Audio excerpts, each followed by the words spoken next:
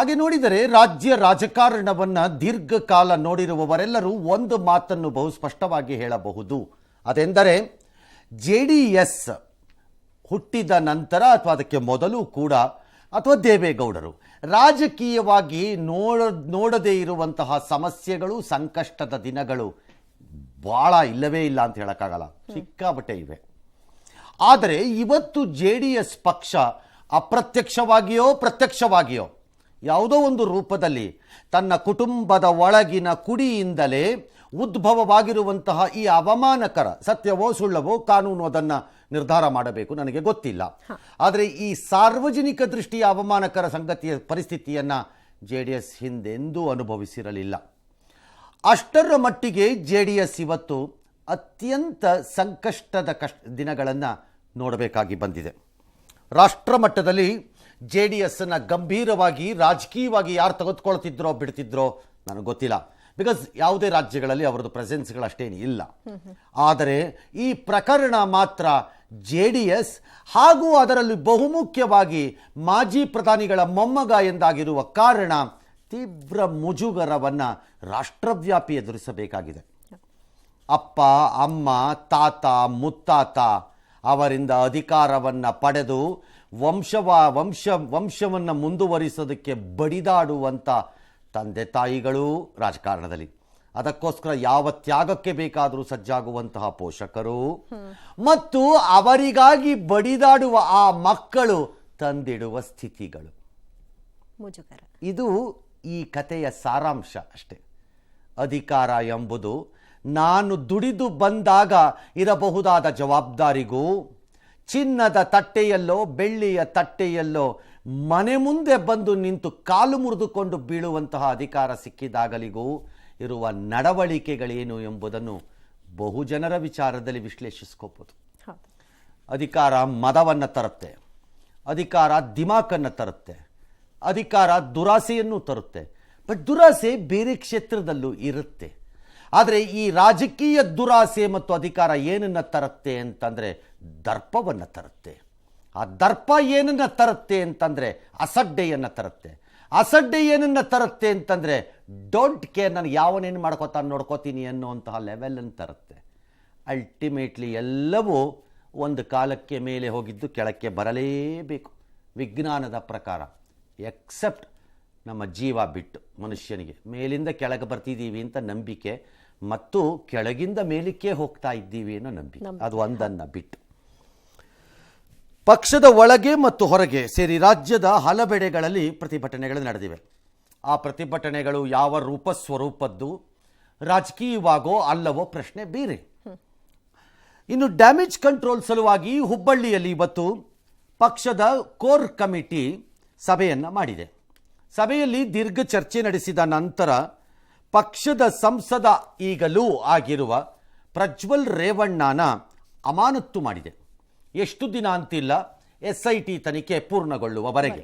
ನಂತರ ಅದರ ವರದಿಯ ಆಧಾರದ ಮೇಲೆ ಮುಂದಿನ ಕ್ರಮ ಬೇಕೋ ಬೇಡವೋ ಎಂಬಂತೆ. ಈ ಮಧ್ಯೆ ಹೊಳೆನರಸೀಪುರ ಠಾಣೆಯಲ್ಲಿ ದಾಖಲಾಗಿರುವಂತಹ ಲೈಂಗಿಕ ದೌರ್ಜನ್ಯ ಕೇಸಲ್ಲಿ ಆರೋಪಿಗಳಾಗಿರುವ ರೇವಣ್ಣ HD ಮತ್ತು ಪ್ರಜ್ವಲ್ ರೇವಣ್ಣ ಇಬ್ಬರಿಗೂ SIT ನೋಟಿಸನ್ನು ಕೊಟ್ಟಿದೆ. ತುರ್ತಾಗಿ ವಿಚಾರಣೆಗೆ ಹಾಜರಾಗಿ ಅಂತ ಹೇಳಿದೆ. ಆದರೆ ಹೊರಗಡೆ ಯಾವುದೋ ದೇಶದಲ್ಲಿ ಕುಳಿತುಕೊಂಡಿರುತ್ತಾರೆ ಎನ್ನಲಾಗಿರುವ ಪ್ರಜ್ವಲ್ ರೇವಣ್ಣ ಮತ್ತು ಇಲ್ಲೇ ಓಡಾಡಿಕೊಂಡಿರುವ ರೇವಣ್ಣ ವಿಚಾರಣೆಗೆ ನಾಳೆಯೇ ಹಾಜರಾಗ್ತಾರಾ, ನಾಳಿದ್ದಾಗ್ತಾರಾ, ಅದರಾಚೆ ನಾಳೆ ಆಗ್ತಾರಾ ಗೊತ್ತಿಲ್ಲ. ಅಥವಾ ಕೋರ್ಟ್ಗೆ ಹೋಗ್ತಾರಾ, ಸ್ಟೇ ಕೇಳ್ತಾರಾ, ಆನ್ಸ್ಪೆಕ್ಟರ್ ಬೇಲ್ ಕೇಳ್ತಾರಾ ಗೊತ್ತಿಲ್ಲ. ಅದು ಅವ್ರ ವಕೀಲರಿಗೆ ಬಿಟ್ಟಿದ್ದು. ಈ ಮಧ್ಯೆಯೂ ರೇವಣ್ಣ ಇವತ್ತು ದೇವೇಗೌಡರ ಮನೆಗೆ ಹೋಗಿ ಬಂದಿದ್ದಾರೆ, ಸಹಜವಾಗಿ ಚರ್ಚೆ ಮಾಡಿದ್ದಾರೆ ಅಂತ ನಾವು ಅನ್ಕೊಳ್ಳೋದು. ಏನು ಮಾಡಿದಾರೋ ಗೊತ್ತಿಲ್ಲ. ಪ್ರಜ್ವಲ್ ರೇವಣ್ಣ ಅವರು ತಪ್ಪಿದ್ರೆ ಹ್ಯಾಂಗ್ ಮಾಡಿ ಈಗಾಗಲೇ ಸನ್ಮಾನ್ಯ ರಾಷ್ಟ್ರೀಯ ಅಧ್ಯಕ್ಷರು ಅಮಾನತ್ ಆದೇಶವನ್ನು ಕೊಟ್ಟಿದ್ದಾರೆ, ಕಳಿಸಿದ್ದಾರೆ. ತತ್ಕ್ಷಣದಿಂದ ಜಾರಿಗೆ ಬರುವಂತೆ ಅಮಾನತುಗೊಳಿಸಿದ್ದಾರೆ. ಇಲ್ಲಿ ಎಷ್ಟು ದಿನ ಅಂತಕ್ಕಂಥದ್ದು ಇಲ್ಲ. ಇಲ್ಲಿ ನೋಡೋಣ, ನಾವು ಹೆದರ್ಕೊಂಡು ಹೋಗಲ್ಲ, ರಡ ಎಡಿ ಆಗ್ಲಿಕ್ಕೆ ಸಾಧ್ಯ ಇಲ್ಲ.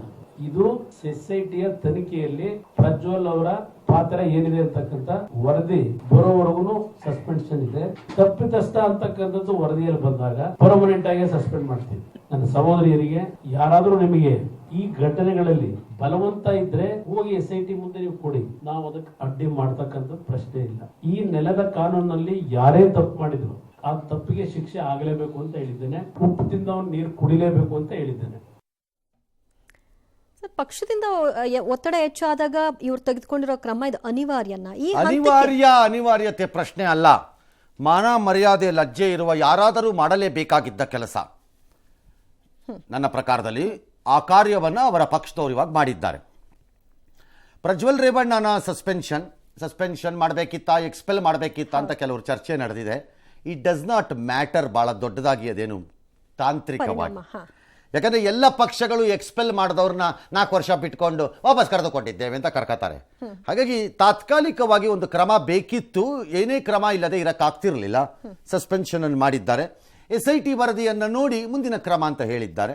ಕಾರಣ SIT ವರದಿಯೂ ಬರಬೇಕಲ್ಲ. ನಮ್ಮ ಕಾನೂನಿನ ವ್ಯವಸ್ಥೆಯಲ್ಲಿ ಯಾವ ಪ್ರಕರಣದ ಅಂತಿಮ ವರದಿ ಏನು ಬರುತ್ತೋ ಅಂತ ನಮಗೂ ಗೊತ್ತಿಲ್ವಲ್ಲ. ನಾವೆಲ್ಲ ನಂಬಿ ಕೂತಿರುವ ಪ್ರಕರಣಗಳಲ್ಲಿ ಜೈ ಅಂತ ಹೊರಗೆ ಹೋದವರು ಇದ್ದಾರೆ.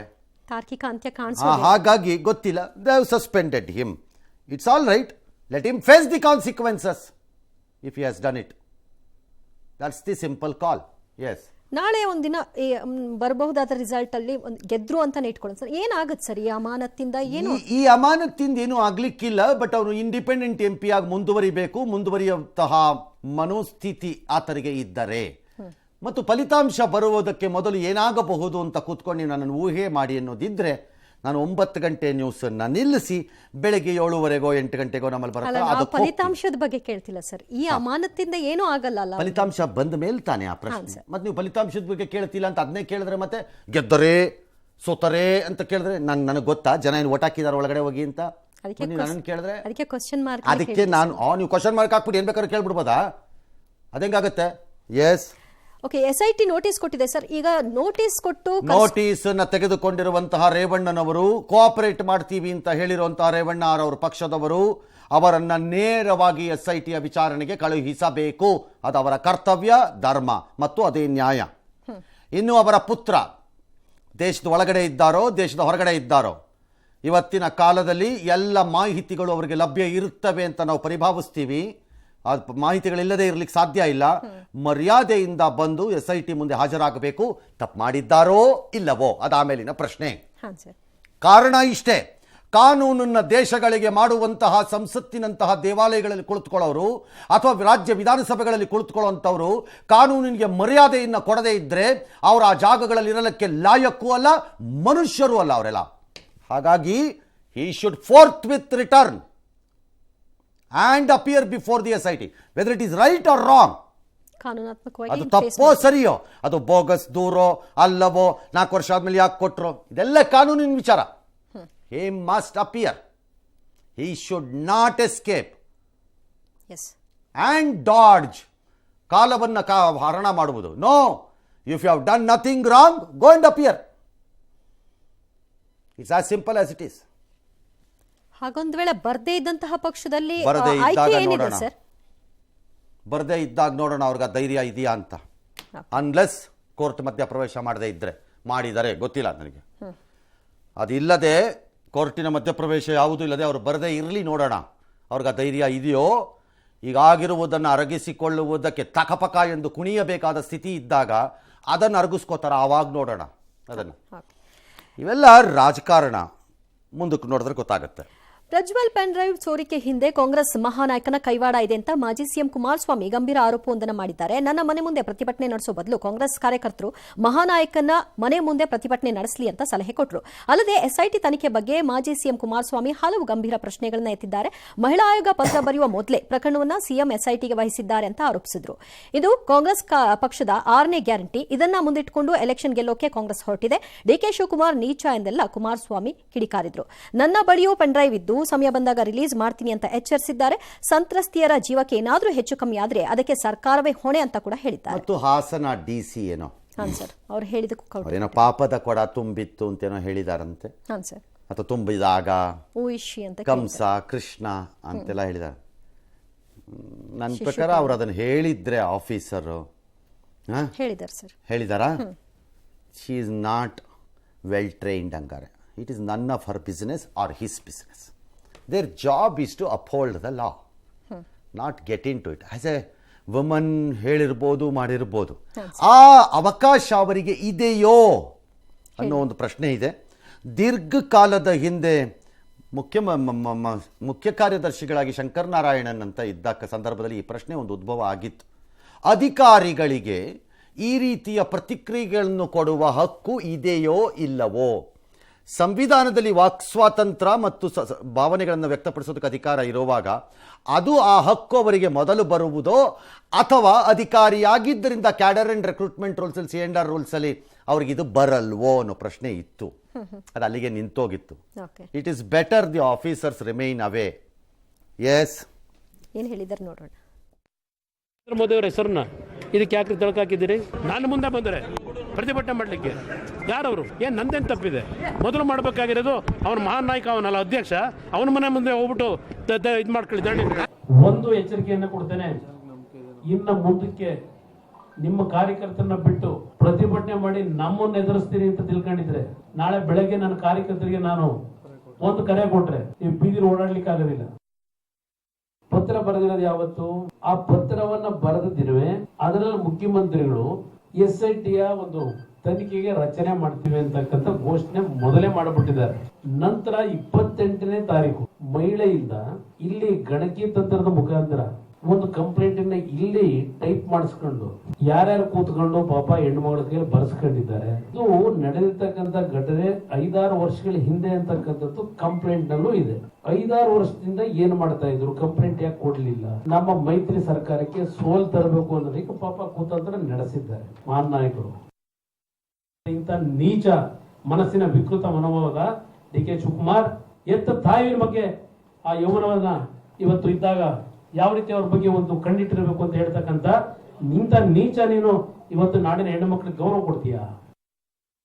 ಪಾಠ ಮಾಡೋರು ಈ ಹೆಣ್ಮಗಳು ಜಿಲ್ಲಾಧಿಕಾರಿ, ಈ ಪಾಠನು ಅವ್ರಿಗೆ ತಯಾರು ಮಾಡಿರ್ಬೇಕು ಹೇಳು ಅಂತ ಹೇಳಿ. Who are you to decide this? ನೀನೇನು ನ್ಯಾಯಾಧೀಶನ? DC ನಿನ್ ಕೆಲಸ ಏನು? ಆ DC ಹೇಳಿಕೆ ಮೇಲೆ ಏನ್ ಆಕ್ಷನ್ ತಗೋತೀರಿ? ಯಾರು ಅವ್ರಿಗೆ ಪವರ್ ಕೊಟ್ಟಿರೋದು ತೀರ್ಮಾನ ತಗೊಳ್ಳೋಕೆ? ನಮ್ಮ ರಾಜ್ಯದ ಉಪಮುಖ್ಯಮಂತ್ರಿ ನಿರಂತರವಾಗಿ ನನ್ನ ಮೇಲೆ ಅಟ್ಯಾಕ್ ಮಾಡೋದು. ಅದೇನೋ ಪೆನ್ ಡ್ರೈವ್ ಅಂತ ಹೇಳ್ತಿದ್ರಲ್ಲ ಕುಮಾರಸ್ವಾಮಿ ಅವರು, ಆ ಪೆನ್ ಡ್ರೈವ್ ಇಟ್ಟಿದ್ದೇನೆ, ಇನ್ನು ಯಾವಾಗ ಹೇಳಬೇಕು ಹೇಳೋಣಂತೆ. ನಾನು ಇಂಥ ಪೆನ್ ಡ್ರೈವ್ಗಳು ಮಾಡಿಲ್ಲ. ಇದ್ರೆ ನೀವು ಅದನ್ನ ರಿಲೀಸ್ ಮಾಡುವುದು ಸೂಕ್ತ.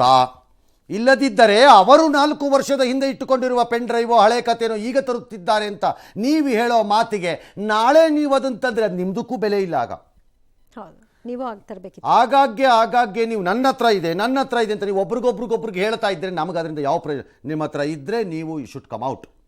ನಂಬರ್ 1. ನಂಬರ್ 2, ಈ ಪ್ರಕರಣ 2 ಭಾಗದಲ್ಲಿ ಇನ್ನು ಮುಂದಕ್ಕೆ ರಾಜ್ಯದ ಜನ ನೋಡ್ತಾ ಹೋಗಬೇಕು ಅಂತ ನನ್ನ ಅನಿಸಿಕೆ. ನಂಬರ್ 1 ರಾಜಕೀಯ, ನಂಬರ್ 2 ಕಾನೂನು. 2 ಮುಖ ಇದೆ, 2 ಬೇರೆ ಬೇರೆ.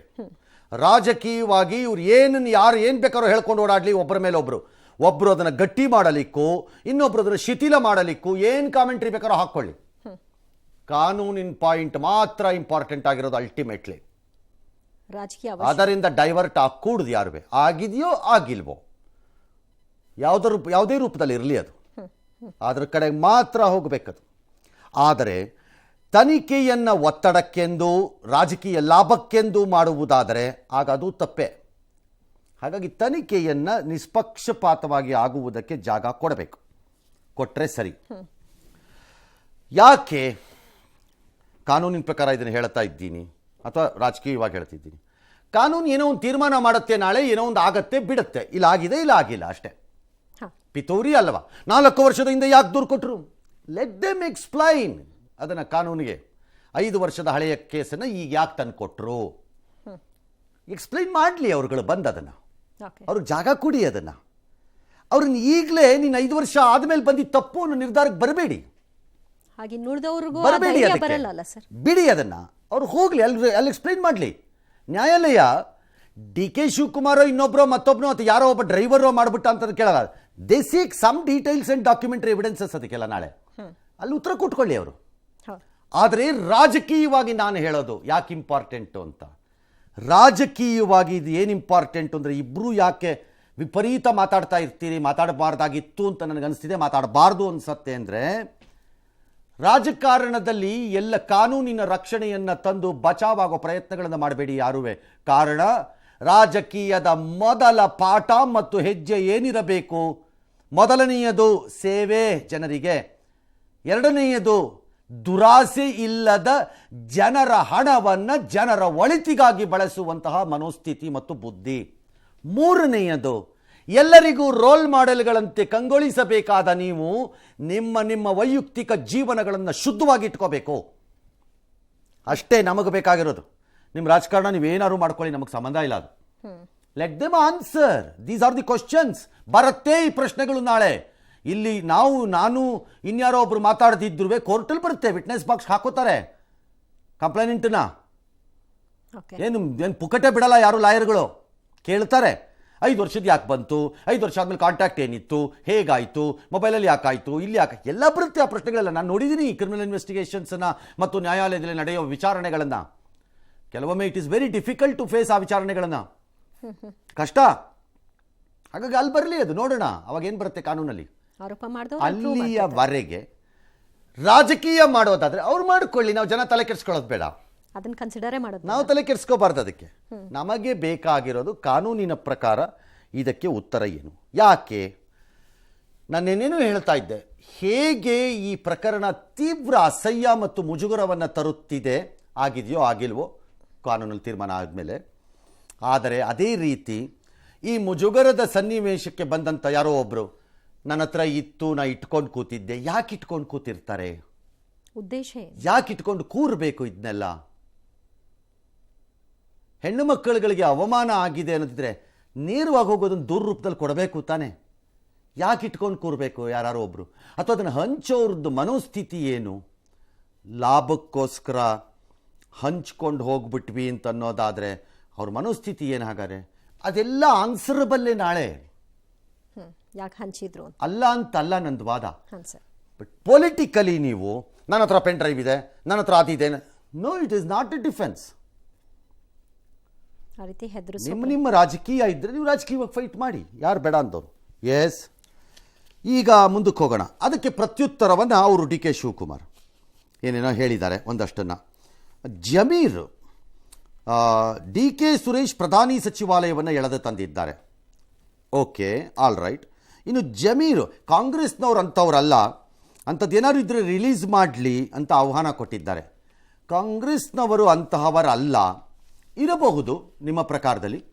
ಆದರೆ ಹಿಂದೆ ಬಂದ ಪ್ರಕರಣಗಳು ಆ ಥರ ಏನು ಹೇಳುತ್ತಿಲ್ಲ. ಅವ್ರು ಆಮೇಲೆ ನ್ಯಾಯಾಲಯದಲ್ಲಿ ಆರೋಪ ಮುಕ್ತರಾಗಿರ್ಬೋದೇನೋ, ನಂಗೆ ಗೊತ್ತಿಲ್ಲ, ಕೇಸ್ಗಳಲ್ಲಿ ಬಂದಿವೆ ಪ್ರಕರಣಗಳ ಆ ಥರ. ಹಾಗಾಗಿ ಜಮೀರಿನ ಆಹ್ವಾನ ಚೆನ್ನಾಗಿದೆ. ಯಾಕೆ ಸರ್ ರಿಲೀಸ್ ಆಗಲಿ. ಯಾರೇನು ಹೇಳಿದ್ದಾರೆ ನೋಡಿ. ಕುಮಾರಸ್ವಾಮಿಗೆ ಅವರು ಅವ್ರ ಕುಟುಂಬದವರು ನನ್ನ ನೆನೆಸ್ಕೊಳ್ಳೇಬೇಕು.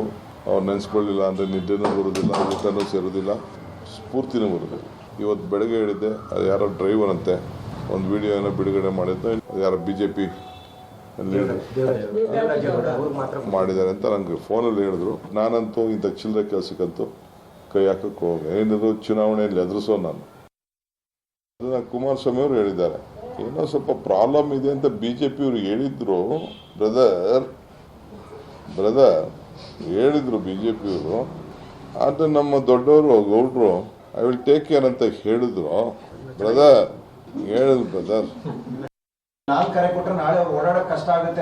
ಪ್ಲೀಸ್ ಜಾಸ್ತಿ ಲೇಟ್ ಮಾಡಬಾರ್ದು. ಕುಮಾರಸ್ವಾಮಿ, ನೀನು ಯಾವ ಕರೆ ಕೊಡ್ತೀಯೋ ಕರೆ ಕೊಡಪ್ಪ. ಯಾಕೆ ಲೇಟ್ ಮಾಡ್ತಾ ಇದೆಯಾ? ಕರೆ ಕೊಡು. ನೀ ಕರೆ ಕೊಡಬೇಕು. ನೀವು ಕರೆ ಕೊಡ್ಲಿ ಅಂತ ನಿಂಗೆ ಹೇಳ್ತಾ ಇದ್ದೀನಿ. ಯಾರು ಎಲ್ಲಿದ್ರು, ಯಾರಿಗೆ ಫೋನ್ ಮಾಡಿದ್ರು, ಅವ್ನು ಫಾರಿನ್ ಕಳಿಸ್ಬೇಕಾದ್ರೆ ಯಾರು ಇತ್ತು ಅಂತ ತೆಗೆಸ್ಬಿಟ್ಟು ನೋಡಿ ಫೋನ್ ನಂಬರ್ಗಳನ್ನ.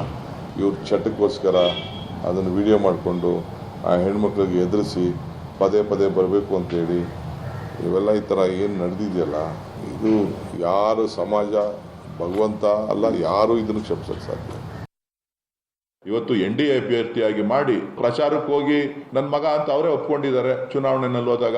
ಇವತ್ತು ಇಡೀ ದೇಶದಲ್ಲಿ ಕರ್ನಾಟಕಕ್ಕೆ, ಹಾಸನ ಜಿಲ್ಲೆಗೆ ಅವಮಾನ ಆಗುವಂತ ರೀತಿಯಲ್ಲಿ ಪ್ರತಿಬಿಂಬಿಸ್ತಾ ಇರ್ತಕ್ಕಂಥದ್ದು. ಪ್ರಧಾನಮಂತ್ರಿಗಳ ಕಾರ್ಯಾಲಯ, ಪ್ರಧಾನಮಂತ್ರಿಗಳು ಪ್ರತಿಯೊಂದನ್ನು ಬಿಡ್ಲಿ ಸಂತೋಷ. ಅಂಥವ್ರು ಯಾರಿಲ್ಲ ಕಾಂಗ್ರೆಸ್ಸಲ್ಲಿ. ಅವತ್ತು ಕುಮಾರಸ್ವಾಮಿ ಪೆಂಡ್ರೋ ಇಟ್ಕೊಂಡಿರಲ್ಲ, ತೋರಿಸಿದ್ರಲ್ಲ, ಇದೇ ಪೆಂಡ್ರೋ ಇದ್ದಿದ್ದು ನಾನು ಹೇಳಿದೆ ಮುಂಚೆನೆ. ಯಾರೋ ಮಹಾನಾಯಕ ಹೋಗಿ ಮಾಡೋಕ್ಕಾಗತ್ತೆ? ಇದೆಲ್ಲ ಸ್ವಯಂಕೃತ ಅಪರಾಧಗಳು. ಈ ಪೆನ್ ಡ್ರೈವ್ ಹೇಗಾಯಿತು, ಯಾಕೆ ಮಾಡ್ಕೊಂಡ್ರಿ? ಆ ಪೆನ್ ಡ್ರೈವೇ ಇಲ್ಲಾಂದರೆ ಸಮಸ್ಯೆನೇ ಇರ್ತಿರಲ್ವಲ್ಲ.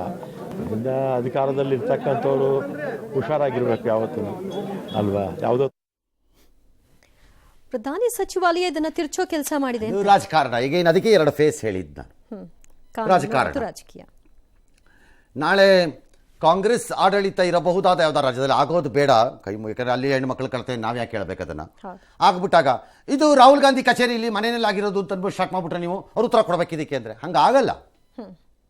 ಅವ್ರು ಯಾಕೆ ಇದಕ್ಕೆ ಎಂಟ್ರಿ ಮಾಡಿದವನು ಉತ್ತರವನ್ನ ಕೊಡಬೇಕು. ಮಾಡಿದವನನ್ನು ಅಥವಾ ಮಾಡಿದವರನ್ನು ರಕ್ಷಣೆ ಮಾಡುವ ಕಾರ್ಯಕ್ಕೆ ಪ್ರತ್ಯಕ್ಷ ಅಥವಾ ಅಪ್ರತ್ಯಕ್ಷವಾಗಿ ಇದನ್ನು ಹೇಳುವ ಮೂಲಕ ಇನ್ನೇನು ಪ್ರಶ್ನೆಗಳನ್ನು ಕೇಳುತ್ತಾ ಹೋಗಿ ಅದನ್ನು ಗೋಜಿಲೆಬ್ಬಿಸಿ ದಿಕ್ಕು ತಪ್ಪಿಸುವ ಕೆಲಸ ಮಾಡಬೇಡಿ. ಅಷ್ಟೇ ಬೇಕಾಗಿರೋದು ಇದೆಲ್ಲ ನಮಗೆ ಜನರಿಗೆ. ನಾನು ಹೇಳ್ತೀನಿ, ಈಗ ಜಮೀರ್ ಹೇಳಿದ್ರು ಕಾಂಗ್ರೆಸ್ನವ್ರು ಅಂಥವ್ರು ಯಾರೂ ಇಲ್ಲ, ಕ್ಲೀನ್ ಅಂತ. History does not say that. ಅವರು ನಾಳೆ ಕೋರ್ಟಲ್ಲಿ ಕನ್ವಿಕ್ಟ್ ಆಗಿದ್ದಾರೆ ಅಂತ ನಾ ಹೇಳಿಲ್ಲ, ಬಟ್ ಪ್ರಕರಣಗಳು ಬಂದ್ಬಿಟ್ಟಿವೆ ಆ ಥರ. ಓಕೆ, ಆರೋಪನೇ ಬರಲಿಲ್ಲ ಅನ್ನೋತ್ರ ಇಲ್ಲ. ಮಿಸ್ಟರ್ ಜಮೀರ್, ಮೊನ್ನೆ ಯಾರೋ ಹೇಳಿದ್ರಲ್ವಾ, ಏನಕ್ಕೋ ಮಾತಿಗೆ ಬಂದಾಗ ಏನೋ ಹೇಳ್ತಿದ್ರು. ಇರಲಿ ಜಮೀರ್, ನೀವು ಕಾಂಗ್ರೆಸ್ಗೆ ತುಂಬ ಹೊಸಬರ್ರಿ. ಯಾಕೆ ಸರ್? ನೀವು ಕಾಂಗ್ರೆಸ್ಸಿಂದು ಚರಿತ್ರೆದು ಏನಾದ್ರು ಪುಸ್ತಕ ಗಿಸ್ಕ ತಗೊಂಡಿದ್ದೀರೋ ಕೈಗೆ? ಹೆಂಗೆ ಗೊತ್ತಿಲ್ಲ ನಿಮಗೆ ಅಂತ. ದೀರ್ಘಕಾಲದ ಹಿಂದೆ ಮಂತ್ರಿಯೊಬ್ಬರ ಮೇಲೆ ಬಂತು. ಅವರು ಕಾಂಗ್ರೆಸ್ನವರು ತಪ್ಪು ಮಾಡಿದ್ರೋ ಬಿಟ್ಟರೋ ನ್ಯಾಯಾಲಯ ಆಮೇಲೆ ತೀರ್ಮಾನವನ್ನು ಕೊಡ್ತದಕ್ಕೆ.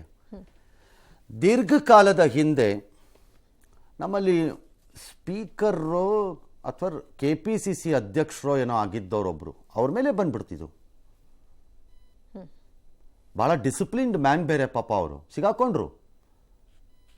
ಹಾಗಾಗಿ ರಾಜಕಾರಣಿಗಳು, ಎಲ್ಲ ಪಕ್ಷಗಳ ರಾಜಕಾರಣಿಗಳು ಬಾಯಿ ಮುಚ್ಚಿಕೊಂಡು ಇದ್ದರೆ ಒಳಿತು. ಗೊತ್ತಿಲ್ಲ ಯಾರ್ಯಾರು ಹುತ್ತದಲ್ಲಿ ಯಾವ್ಯಾವ ಹಾವುಗಳನ್ನು ಯಾರ್ಯಾರು CD ಪೆನ್ ಡ್ರೈವ್ಗಳು ಡ್ಯಾಶು ಅಂತ ಎಲ್ಲೆಲ್ಲಿ ಇಟ್ಕೊಂಡು ಏನೇನು ಕಾಯ್ತಾ ಕೂತಿದ್ದಾರೋ. ಅಥವಾ ಕೆಲವರು ಪರೋಕ್ಷವಾಗಿ ಹೊರಗೆ ಬರಲಿ ಅಂತಾನೆ ಇನ್ವೈಟ್ ಅದು ಬೇರೆ ವಿಚಾರ. ಮಜಾ ತಗೊಳಕ್ಕೆ ಎಲ್ಲರಿಗೂ ಅವ್ರಿಗೇನು ಹೋಗ್ಬೇಕು. ಹಾಗಾಗಿ I don't think public have great trust on all of you except few. ನಾ ಎಲ್ಲರನ್ನೂ ಸೇರಿಸಿ ಹೇಳೋಕ್ಕಾಗಲ್ಲ ಅದನ್ನು ಆ ವಿಚಾರಗಳಲ್ಲಿ. ಹಾಗಾಗಿ ಸುಮ್ಮನಿರೋದು ಉತ್ತಮ. ಇದು ಇಲ್ಲಿಗೆ ನಿಲ್ಲಲ್ಲ. ನಾನು ಇವತ್ತೇ ಬರ್ಕೊಟ್ಟಿದ್ದೀನಿ, ಯಾಕೆ ಸರ್ ಇದು ನಿಲ್ಲಲ್ಲ. ಇಲ್ಲಿಯವರೆಗೂ ಆಗ್ತಾ ಇದ್ದಿದ್ದು ಒಂದು ರೀತಿ ವೈಯಕ್ತಿಕ ನೆಲೆಗಟ್ಟಲ್ಲಿ ನಡೆದಂಗಿತ್ತು. ಈಗದು ಒಂದು ದೊಡ್ಡ 2 ರಾಜಕೀಯ ಪಕ್ಷಗಳ ನಡುವಿನ ಹೋರಾಟ ಅಥವಾ ಇಬ್ಬರ ನಡುವಿನ ಹೋರಾಟ ಅನ್ನೋ ಥರ ಏನೋ ಬಿಂಬಿತವಾಗ್ತಾ ಇದೆ.